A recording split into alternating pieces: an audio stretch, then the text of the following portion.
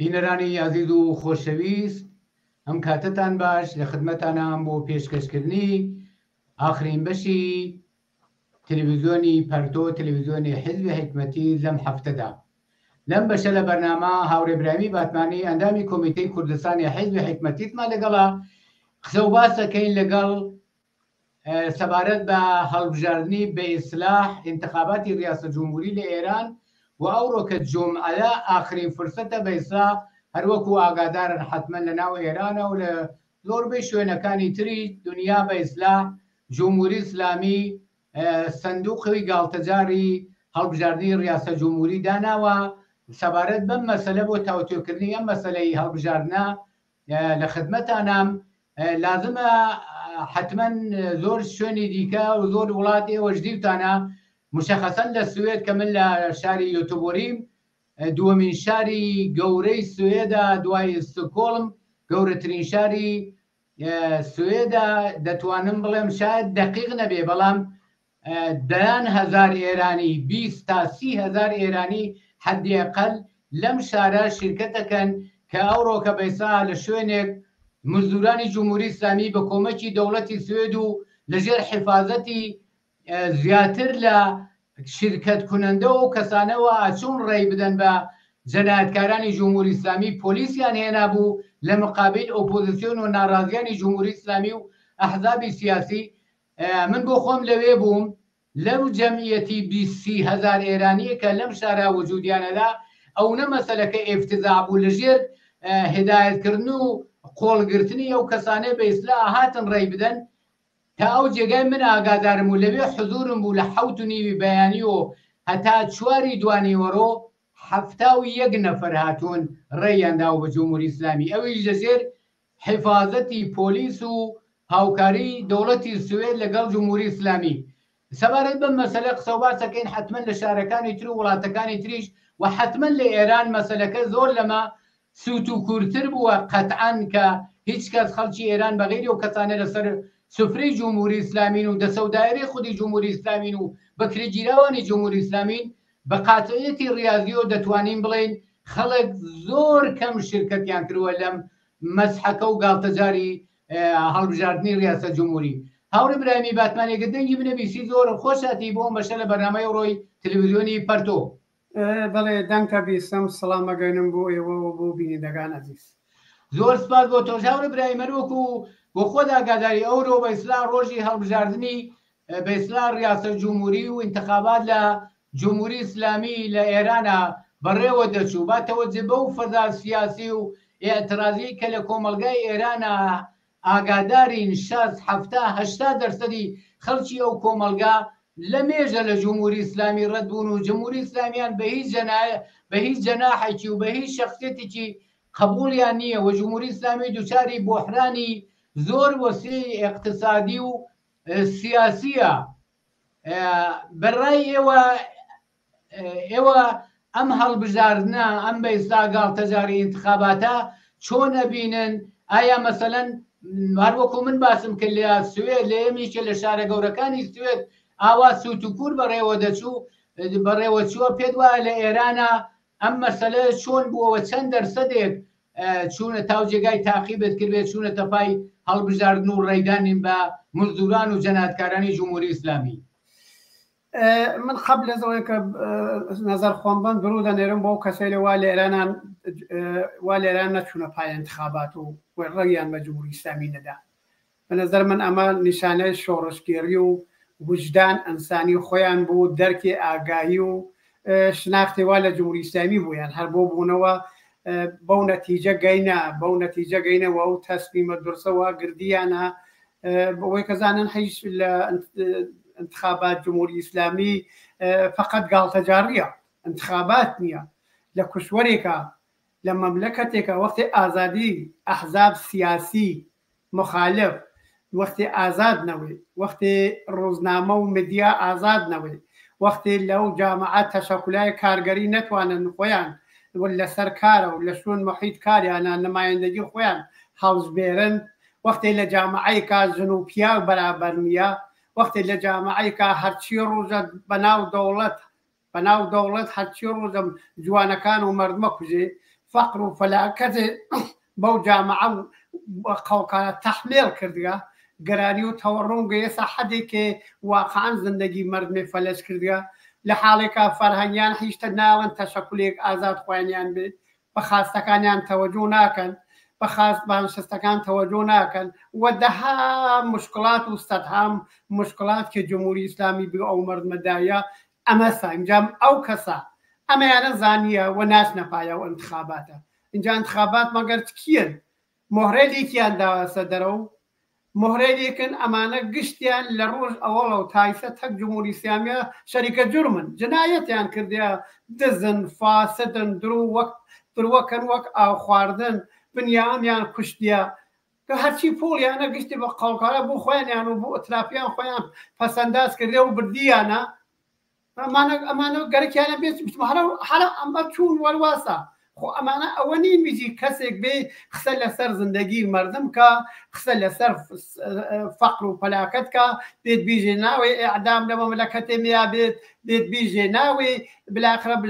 ئەشێ ژن و پیا و بەرابەر بێ ئەشێ کودەک دێ هەردە ساڵ کار نەکە ئەشێ بیمەی بێکاری بین بە مردم و هەردەها مەتالباتێکی مردم ئەڕبووە ئەکوشن و تەلاشەکەن لەمانە غایبن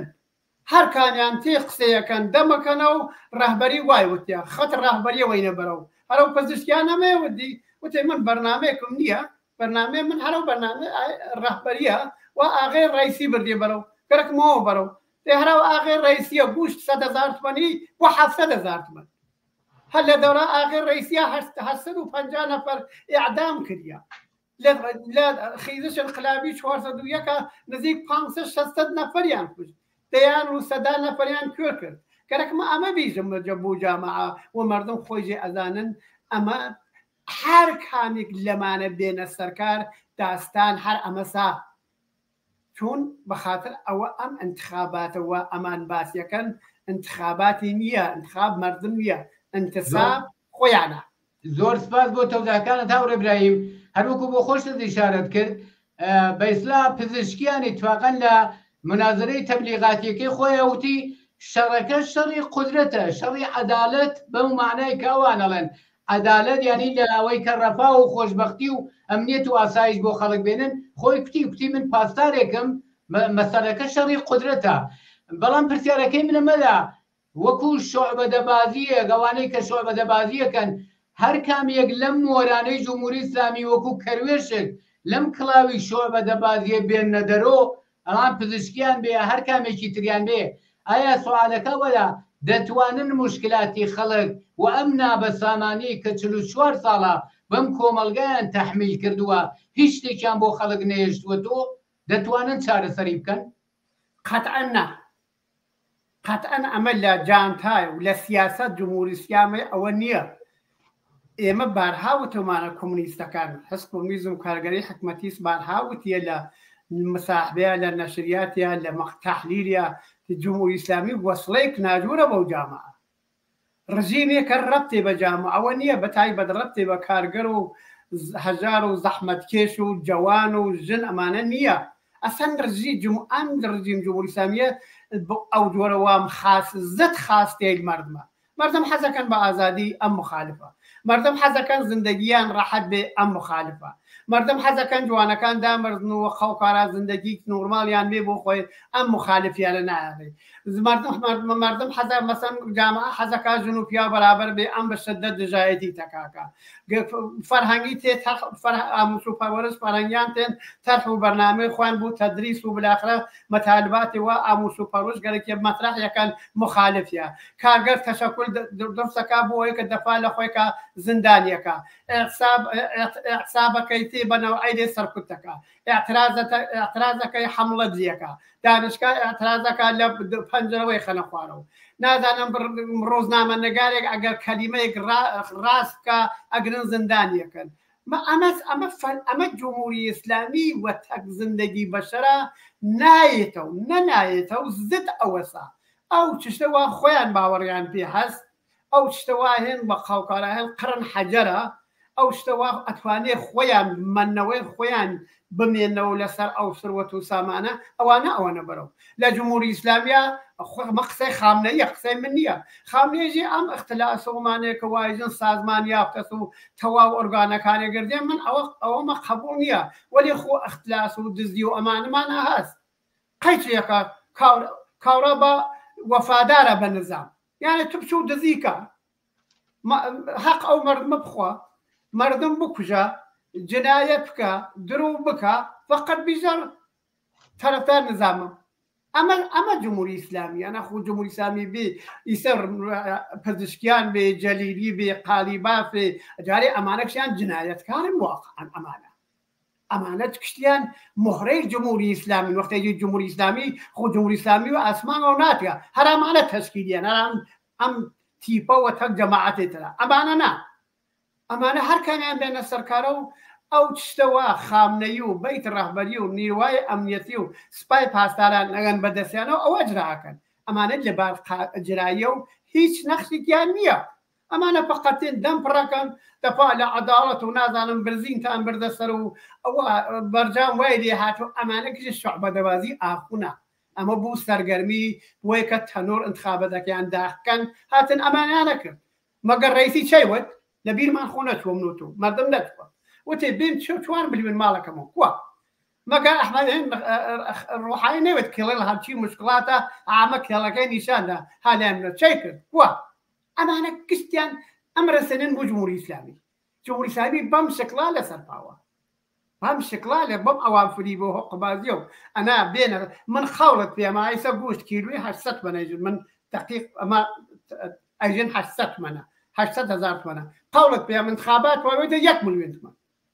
هیچشانی هیچکە ئەگەر ئیسە 100,000 تومانە وێستە و 10,000 تومان ئەگەر ئیسە بێکاری فرست بێکاری فرەترەوێتەوە ئەگەر ئیسە سەرکوتە سەرکوت فرەترەوێتەوە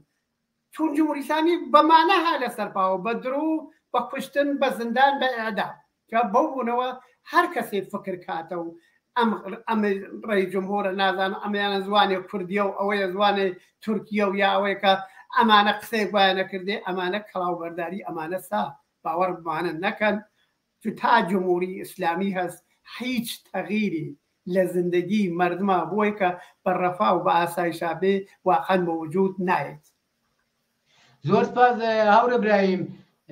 هەرو جملەی ئاخرت کە تۆ بە خۆت باسیەکەی تا جمهوری ئیسلامی لە قودرەتا بێ هەر وەکو 44 ساڵەی ڕابردووەکەی ڕۆژ بە ڕۆژ وەزی خەڵک و ژیانی خەڵک و کۆمەلگا و جامعە بەرەو خراپی و بەرەو نائەمنی بەرەو هەژاری و بەرەو فەقر و فەلاکەتێک کە بەو کۆمەلگای تەحمیل کردووە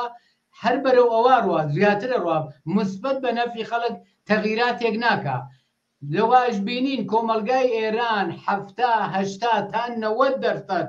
واقعاً جیا لەو کەسانەی کە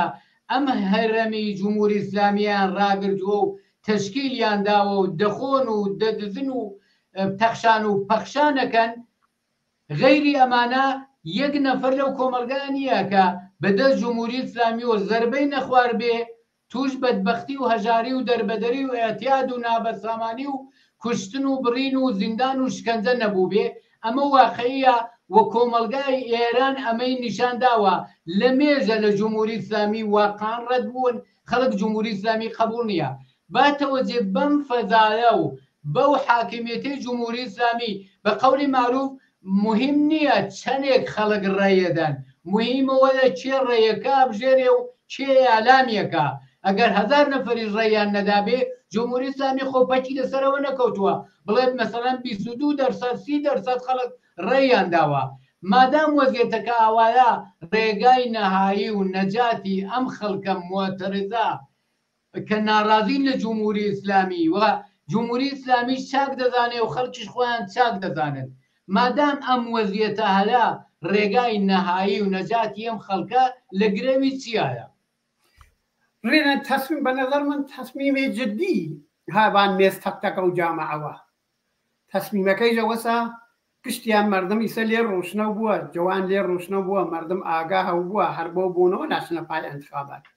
هەر بۆ بوونەوە جمهوری ئیسلامیان قبوڵ نییە بۆ کوچکترین فرسەتی ئەگەرن بە قەڵ حەق خۆیان بسێنەوە بەو جنایەت کارگەیلە هەر بۆ بوونەوە باوەڕیان بە سودا و سیما نەماگە، باوەڕیان بە ئاخون نەماگە، باوەڕیان بە شەرع و شەریعەتیان نەماگە، بە ئەسەر حەز ناکەن قیافەیە نەحسیان بوێن. ئیمەڕوو کامڵەن مشەخەسە دی شەڕەکان مشەخەسە بووە جمهوری ئیسلامی بدار و بەدار و دەسەکەی خۆیەوە و بە تفۆنەکانی و ها لەلایەکە و مردمیش لەلایەکەوە. ئەمە ئەوەی کە مردم ئەشی ڕێحەل ئەوە سادی بەم چاوەنتزاریە مەبادا کەسی بێ نەجاتمان بە، مەبادا ئامریکا بیزی وا بکەن، مەبادا نازانم ئەخبار من و تۆ شەو ڕووداوارە دروەکاتوێن ئینتەرناسیۆنال بە قەوڵ خەریکن ئەبیدیان بە ئامریکا و ئەوروپا نازانم سپایان خستە ناو لیست و ئەمانە ناوێتە نان و ئابوومان. ئەمانە جمهوری ئیسلامی بەم سری تەبلیغات و ئەملاولاو ئەمانە ئەمە ئەسڵ کارەکەمە نییە. و معلومە فشارێکا لە فشارێکی جەگەرەوە بوو جمهوری ئیسلامی بێرن چێتە چاو مردم. ئەسڵ کارەکەیەوە سا مردمەچێ خۆیان ئامادەکەن، خۆیان سازمان بن، خۆیان بە تەشەکل و نازانم چوب لەو جامعە بە کارگەر، بە معلم، بە فەرهەنگیان، بە دانش ئاموزان، بە دانشجوێی، بە جوانەکان، بە بێکاران، گشت ئەمانە خۆیان سازمان بن، دانیشن بیژن ئەرێ ئێمە ئەرێ یەک جار زندگیەکەی ئەم زندگی بوو چە بۆ ئێمە تەحمێڵ کریاوە کی ئەم حەقێدا بەم جەماعەتە دز و فاسدە ئاوا خۆیان هانەبان سروەت و سامانێکە و حەساویش بە کەس پەس ناگەن، وەلێ من ئەشێ خۆم و ژن و مناڵم و گشتمان بە ئارزوەکانمان بمرین و دوایەوە لەژێر فەقر و فراکەدا پشتمان شکیاوە ناتوانین بەدڵ خۆمان کیلوی میوەی ئەو شتەوە حەزی پێکەن بیسێنین، ناتوانین لەباسی خاص پوشین، ناتوانین خورد و خۆراکی خاص بخۆین. ئەوە گەرانی هەر ڕۆژە ماڵ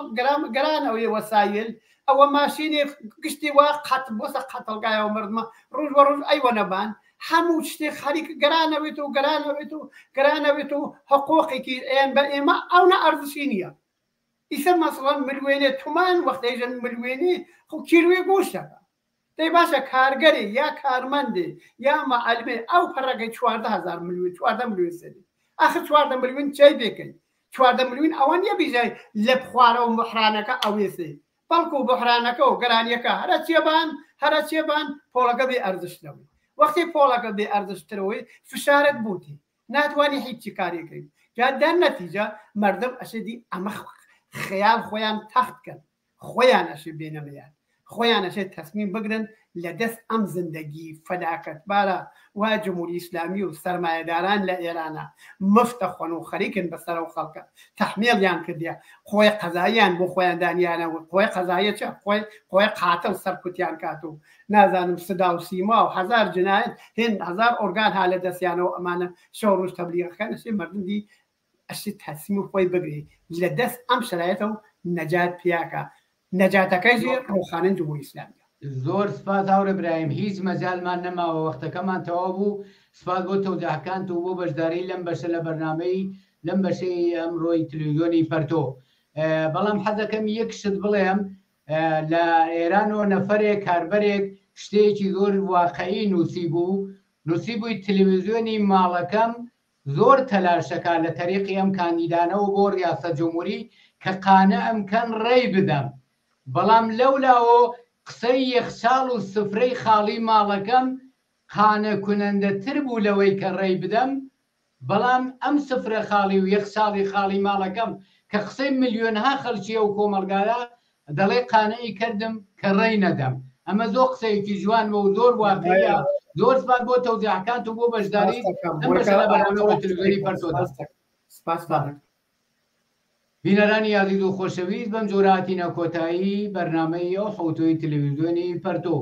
لە هەرچۆ هەم ساخی و سڵامەتی و خۆشی و تەندروستیتان ئارەزوومانە شاد و سەرکەوتوو بن.